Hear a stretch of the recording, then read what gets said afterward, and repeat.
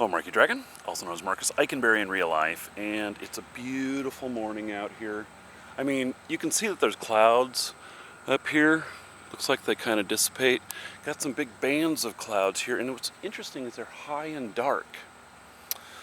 I don't know what that means, but anyway, I'm out here by the lake this morning. It's about 70 degrees. Feels really good. We don't get many cool days out here. So, okay, I got a question here that I happen to know something about, and it is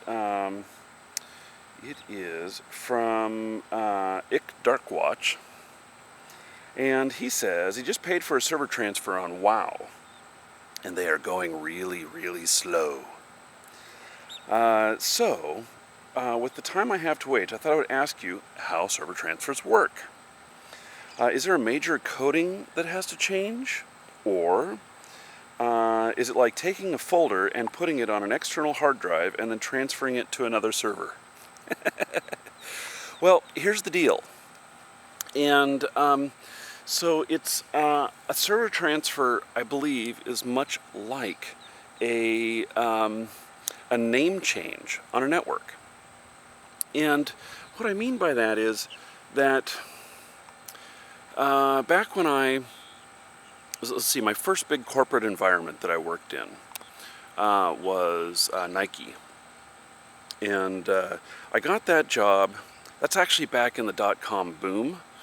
I got that job. I was already making really great money, with advertising on my website and everything. I think at that time, in the dot-com boom time, I was probably making, a couple grand a month just off advertising off the markydragon.com website whenever we were forums and stuff there, not the store like it is now. And, so there's a lot of money being thrown around and everything. But anyway, that's getting off the subject. So the subject is about server transfers, and what I'm talking about corporate environment is that we had name changes come in typically when someone would get married. And name changes were especially problematic because they never got it right the first time. And so there would always be something you would lose access to because you would change the username. There's a whole bunch of other stuff that needed to attach to the accounts that didn't work right. And I equate it to be maybe the same difficulty on a server transfer. Now, it should just be, that they self-contain your character, and that it becomes like a bunch of files in a folder, like you say, and they just move it over to the other server, and then they tell the other server, say, hey, this new folder has been added. It should be now in this, realm.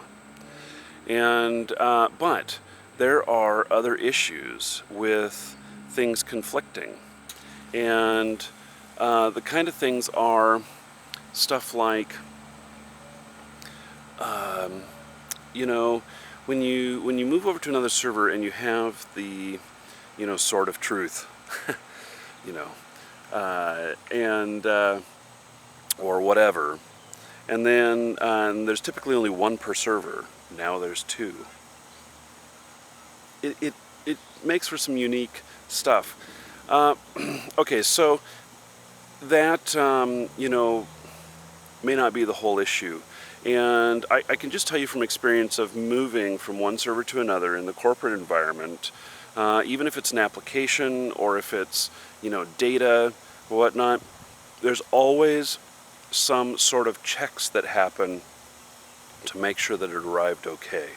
And with the environment the way it is in World of Warcraft, I suspect, and I don't know this for sure, but I suspect that the wait time is a human thing and a backup thing.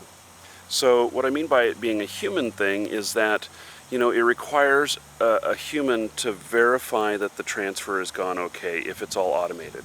Or it requires a human to press the button to make it go. because they haven't automated that process fully.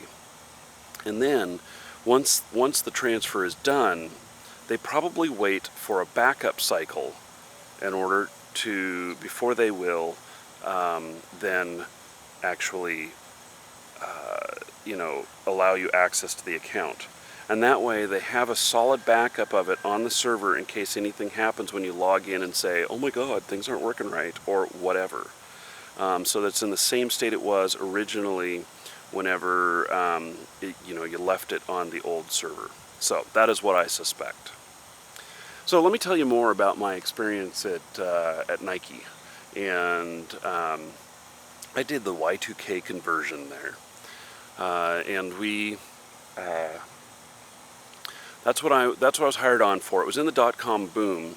I was hired in there about 1998, and that is, right after Ultima Online came out, and I was doing quite well in Ultima Online. But my business that I had, oops, that's an order. So I'm gonna have to pay attention to that. Let's see here. Oh, yep, it is definitely an order. So.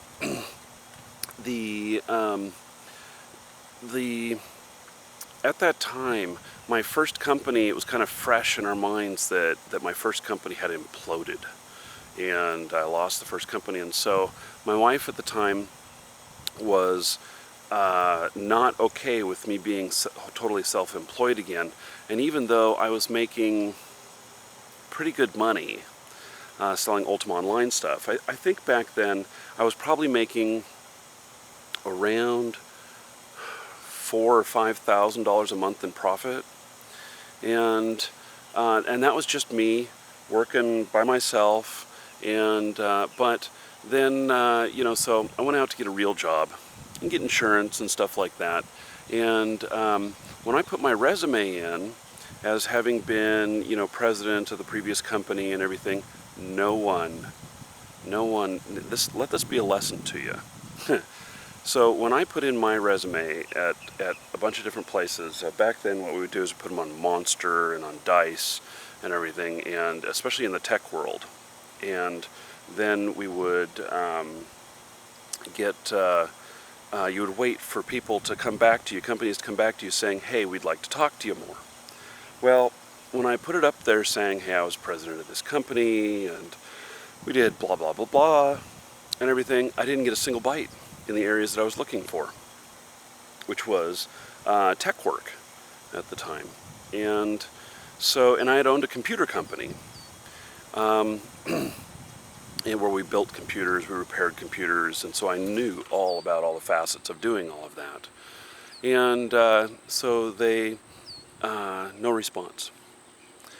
And so I was very frustrated about this, and I was talking to someone who said that they, had a PhD, and that they removed that. They needed to get a job, and they removed their PhD qualifications from there so that they wouldn't be overqualified for a job, so that they could get a job, even if it was going to be a lesser job than what they were expecting. They needed a job now, and not to wait. And so I then changed my resume to say that I held these different hats at the company, that I was a computer technician doing computer repair, that I did over-the-phone support, that I did retail sales, that I did computer design, did computer networking, all of those things, which were all true, except I had, also been the owner of the company and, had, several people working for me.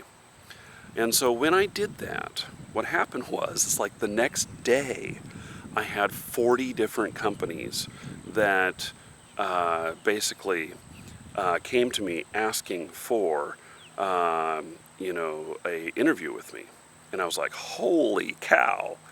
So I then got to choose what company I wanted to work for. And in fact, let me give you another further lesson here. Because these are things that I learned, and they worked very effectively, so maybe you can use them. So another thing that I did was that when I decided that I wanted to work for Nike, I went and interviewed there. They liked me and everything. They thought I was a little bit overqualified, but Maybe some other time I'll tell you about how we really rocked the place, my friend of mine and I, and we did way more work than everybody else, and people got mad at me. But wow, those clouds are really lighting up this morning. Sun's starting to come up. So anyway, you to work at Nike at that point, you had to be a contractor for a while at first, so they could try before they buy. And so they said they wanted to hire me. They said, go down to this contract place, because they're usually the ones sending people there. And they said, go down to the contract place and fill out all the paperwork, get hired by them, and then report to work here. So I called immediately after my interview. I called the contract place and I said, I'm thinking about applying for a position at Nike, and this is the position. And what is the pay range? And they said that the pay range was something like $14 to $20 an hour, depending on experience. And so I said, okay, thank you very much. That's what I wanted to know. I will probably apply. And so then I went down there, and I didn't tell them that I was a person who called. I went down there and I filled out my application and everything, and they said, okay, great.